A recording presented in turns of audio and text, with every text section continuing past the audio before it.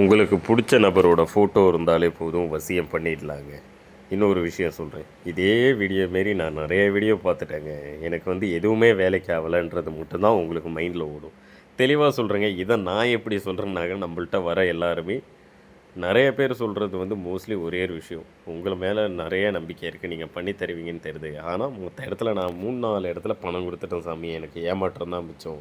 நீங்களாவது கரெக்டாக பண்ணி கொடுங்க அப்படின்னு தான் வராங்க. சரிங்களா? ஒன்றே ஒன்று சொல்கிறேன், நீங்கள் இதை கேட்குறதுக்கு முன்னாடி பரிகாரன்ற பேரில் மனுஷனை முட்டாளாக்குற விஷயங்களை நம்பாதீங்க. உதாரணத்துக்கு இந்த மையை தரேன், தாயத்தை தரேன்னு இந்த கறி பிடிச்ச மையை எடுத்து தரவுனா நடக்கும், இந்த தாயத்தை கட்டினா நடக்கும், இந்த எலுமிச்சை பழத்தை தலைமங்கட்டில் வச்சா நடக்கும்ன்ற பைத்தியக்காரத்தனம், முட்டாள்தனம். மனுஷனை முட்டாளாக்குறது பரிகாரன்ற பேரில், புரியுதுங்களா? இதெல்லாம் நம்பாதீங்க. படித்த நீங்களே இதில் ஏமாந்துடுறீங்க. நம்ம பண்ணுறது பழைய காலத்து முறை. மூட நம்பிக்கைகளை நம்பாதீங்க.